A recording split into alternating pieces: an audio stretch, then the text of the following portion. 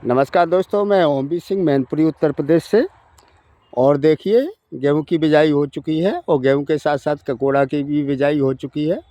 दोस्तों, पहले हमने ककोड़ा का बीज को इसमें छिटक दिया। 1 एकड़ का खेत, तो 5 किलो बीज इसमें छिटक दिया और सुपर सीडर से उसके बाद गेहूं की बिजाई करा दी। देखेंगे पूरा इस तरीके से। ये सारा प्लॉट ऊंचा खेत है, जलभराव होता नहीं है, तो सारा इधर उधर भी देखेंगे नीचे पूरा सारा हो चुका है। यहाँ से वहाँ तक पूरा कुछ में हमारे कंद पड़े हुए हैं अभी। तो अब ये कंद हमारे कुछ कंद अभी निकल जाएंगे और बाकी कंद निकलेंगे जाके गेहूं कटने के बाद, अप्रैल मई में जून तक। तो दोस्तों, आप भी ककोड़ा की खेती करना चाहते हैं और जल्दी इसकी पैदावार लेना चाहते हो और आपके खेत ऊंचे हैं, जलभराव नहीं होता है और साथ में आपके पास अगर पानी की व्यवस्था है, तो आप ककोड़ा की बिजाई इस समय करा सकते हो गेहूं के साथ में। क्योंकि बीज ज़मीन के अंदर पड़ा रहेगा, वो जर्मिनेट नहीं होगा। वो जर्मिनेट होगा केवल और केवल तभी जब आप गेहूं काटने के बाद या सरसों काटने के बाद या मटर काटने के बाद पहला पानी लगाते हैं।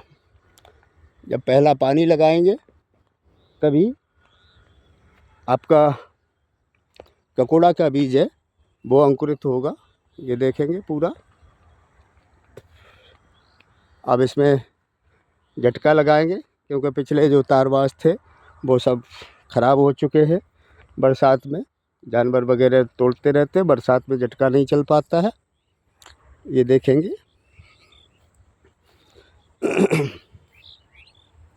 पूरे में ककोड़ा की बिजाई एक साथ गेहूं के साथ साथ। गेहूं के साथ बोने का फ़ायदा यही है कि बीज का जर्मिनेशन बहुत अच्छा होता है उस समय और हमारी फसल जल्दी तैयार होती है, क्योंकि हमें गेहूं काटने के बाद फिर जुताई उताई की आवश्यकता नहीं होती है। पानी लगाओ, बस जर्मिनेट हो जाएगा और जर्मिनेट होने के बाद फिर आप उसका रखरखाव करें, निराई गुड़ाई जो भी संभव हो वो करें, समय समय पर पानी दें और फिर ये फसल जो है ककोड़ा की, आपको देसी ककोड़ा जो है 15 अक्टूबर तक आपको फ्रूटिंग देगा।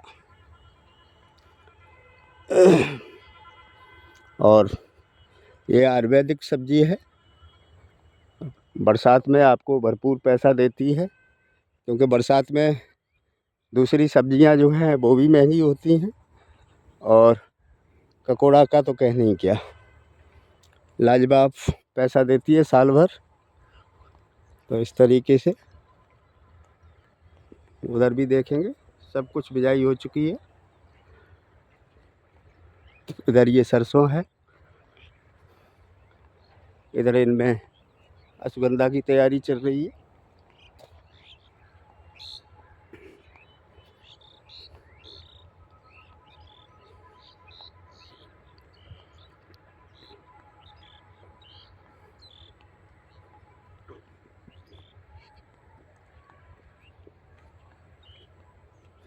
अब जब हम ककोड़ा के खेत में बिजाई करते हैं दोस्तों, तो इस तरीके से हमारे कुछ कंद जो है वो डैमेज हो जाते हैं, कट जाते हैं। ये देख, ककोड़ा का कंद ऊपर आ गया, कट गया, लेकिन वो 10-20% ऐसा होता है कि कंद ऊपर आ जाए। ऊपर आ जाए तो उनको आप दोबारा से उसी स्थान पे लगा दें, अंदर कर दें, जिससे क्या होगा, ये कंद हमारा सुरक्षित रहेगा और ये इधर उधर कटने से कोई फ़र्क नहीं है। जो ऊपर का हिस्सा होता है, यहाँ से नया जर्मिनेशन आ जाता है। इससे मैंने दबा दिया, अब ये सुरक्षित है। मिट्टी में कंद रहेगा, सुरक्षित रहेगा, मिट्टी से बाहर जहाँ आता है तो 5-6 दिन, 10 दिन, मैक्सिमम 15 दिन तक ये रह सकता है इस समय। तो इसमें कंद हमारे पड़े हुए हैं। अब ये कंद गेहूं कटने के बाद ही निकल पाएंगे। कुछ हमने निकाल लिए थे, ये देखिए। ये पूरा इसमें ककोड़ा का बीज और साथ में गेहूं। न्यूज़ पोर्टली टीम आई हुई थी, ये देखेंगे। ये अभी हमारे बांस वगैरह पड़े हुए निकाल के दोबारा से लगाएंगे।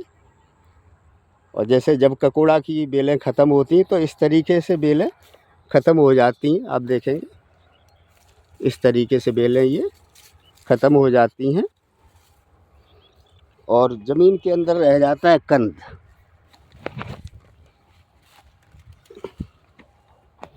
ज़मीन के अंदर इस तरीके से ये देखेंगे, ये अब इसके अंदर है कंद, ये यहाँ पे इस तरीके से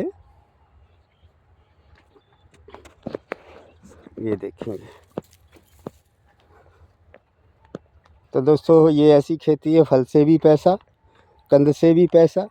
ये देखेंगे कंद अंकुरित हुआ है ये, लेकिन इसका अब अंकुरित होने का कोई फ़ायदा नहीं है, ये ख़त्म हो जाएंगी बेलें। ये देखेंगे इस तरीके से ये कंद पड़े हुए हैं। तो थैंक यू सो मच, शुक्रिया दोस्तों।